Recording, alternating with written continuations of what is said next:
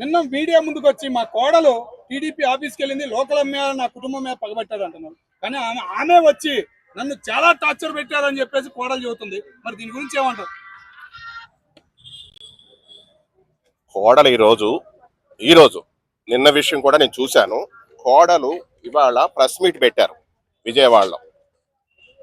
నేను కూడా ఏమో చంద్రబాబు నాయుడు గారో లోకేష్ గారో ఏదో చేసుకుంటారు, ఏదో అయ్యి ఉంటుంది కదా అనుకున్నా.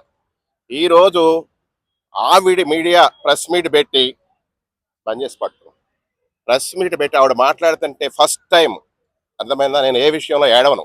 నా కళ్ళంపటి నీళ్లు తిరిగినాయి. ఏ పార్టీ అయినా కావచ్చు, అర్థమైందా, ఏ ప్రాంతమైనా కావచ్చు, ఏ కులమైనా కావచ్చు, ఏ మతమైనా కావచ్చు, ఒక ఆడపిల్లని 14 నెలలు అసలు జోగి రమేష్ నీ కొడుకు ఇంతకుముందు చాలాసార్లు మాట్లాడారు. ఫస్ట్ టైం నీ యొక్క కుటుంబ విషయంలో నేను మాట్లాడుతున్నా. ఎందుకంటే కుటుంబ విషయాలు ఎందుకులే అని నేను మాట్లాడలా. ఇవాళ నీ కోడలైన ఆవిడ మేఘన ప్రెస్ మీట్ పెట్టి మీ కుటుంబాన్ని మీరు ఏం చేశారో తప్పులు అవన్నీ కూడా మీడియాకు తెలియజేసింది. కానీ ఇది కరెక్టా? ఇప్పుడు నీ కొడుకు సంసారానికి పనికిరాడు, వాళ్ళని మోసం చేసి పెళ్లి చేసావు. ఇంకొకటి ఎంగేజ్మెంట్కి వచ్చినప్పుడు హిందువుల్లాగా, వీళ్ళు హిందువులు కాబట్టి హిందువుల్లాగా ఫోటోలు పెట్టావంట. అది తప్పు. 14 నెలలు నీ కొడుకుకి మెడిసిన్ వాడారు, అయినా వాడు సంసారానికి పనికిరాడని తెలిసింది. ఈ రోజు కూడా ఆ అమ్మాయి కుటుంబం పరువు, మీ కుటుంబమైనా వాళ్ళ కుటుంబమైనా పరువు పోకూడదని చెప్పేసి ఎంతో మీ 2 కుటుంబాలని గుట్టుగా కప్పుకుంటూ వచ్చింది. ఇవాళ అమ్మాయి ఏడుస్తుంటే, అమ్మాయి మాటలు కానీ చూస్తుంటే ఎంత బాధ అనిపిస్తుందంటే మామూలు బాధ కాదు.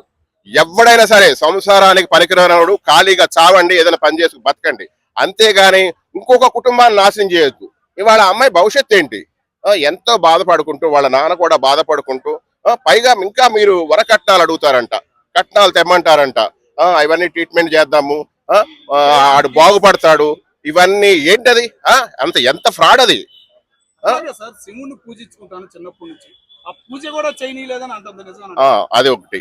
ఆవిడ ఏంటంటే వాళ్ళు క్రైస్తవులు కన్వర్ట్ అయ్యారో ఎప్పుడయ్యారో ఏమో, ఈవిడ్ని మతంలో మారమన్నారు. ఇంకోటి ఏంటంటే ఈవిడ ఏంటంటే నేను ఫస్ట్ నుంచి శివుడిని కొలుస్తాను, అలాగే నాది హిందూ ధర్మం కొలుసుకుంటా ఉంది. దానికి కూడా కొంచెం అబ్జెక్షన్ చేశారు.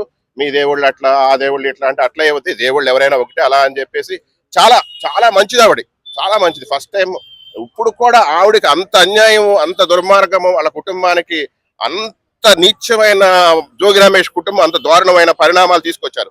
అయినా ఇవాళ కూడా ఆమె చక్కగా ఓర్పుగా నేర్పుగా మంచిగా టీవీ ముందు చెప్తుంటే ఇంకా చాలా డీటెయిల్స్, చాలా ప్రూఫ్స్ ఆవిడకు ఉన్నాయంట. అవన్నీ చూపిస్తా చేస్తానంటుంది. దయచేసి 2 ప్రభుత్వాలు కానీ వైఎస్ఆర్సీపీ వాళ్ళు, ఏ పార్టీ వాళ్ళైనా ప్రతి ఒక్కళ్ళు చక్కగా ఎవరిని ఏం అనలేదు కూడా ఆవిడ.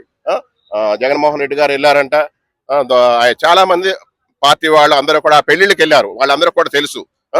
దయచేసి నాకు న్యాయం చేయండి, నా సమస్యను పరిష్కరించండి అని మంచిగా ఎంత బాగా మాట్లాడుతుంటే, జోగి రమేష్ రాజకీయాల్లో అలాగే చేశావు, కుటుంబ విషయాల్లో ఇలా చేశావు, ఇది కరెక్టా? అసలు ఎంత ఫ్రాడ్ అది. రాజకీయం అంటే తీసేసాయి. రాజకీయం అంటే ఆడి ఇష్టం, ఎవడు ఇష్టం వచ్చినట్టు ఆడు పోతాడు, వాళ్ళు పోతాడు, ఇటు పోతాడు, ఎవడో ఈ పార్టీలో ఆ పార్టీలో. కుటుంబ విషయాలు ఏంటి? కుటుంబ విషయాలు తీసిపాడే. అరే ఒక కుటుంబాన్ని, నీ కొడుకు సంసారానికి పరికిరాడని నీ కుటుంబం మొత్తానికి తెలుసు, తెలిసిన వాళ్ళకి అమ్మాయికి పెళ్లి చేస్తావా? ఎంత దుర్మార్గం. అరే మీరు అందరూ ఇంతేనా? ఎక్కడి నుంచి వచ్చినారా మీకు ఈ ఫ్రాడ్ మైండ్లు? ద్వారపూడి చంద్రశేఖర్ రెడ్డి అనుచరుడు ఆడు సాధక్ గాడు, వాళ్ళ కుటుంబం మొత్తం గోదావరిలో పళ్ళు చచ్చింది, వాడలా చేశాడు. ఈ ఫ్రాడ్ మానండి ముందు.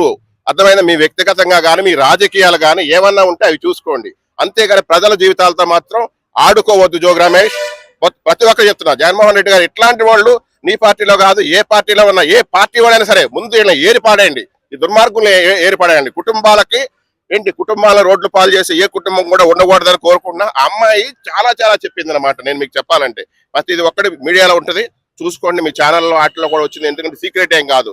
ప్రతి ఒక్కళ్ళకి అదే, ఎందుకంటే ఇంతకు ముందే మాట్లాడింది, మీరు అందరూ ఎక్కడున్నారో ఏమో చూసారో చూడలేదు తెలియదు, చూసుకుంటే తెలుస్తుంది. చాలా ఆవిడ చాలా మాట్లాడింది, అలాగే వాళ్ళ నాన్నగారు కూడా మాట్లాడారు.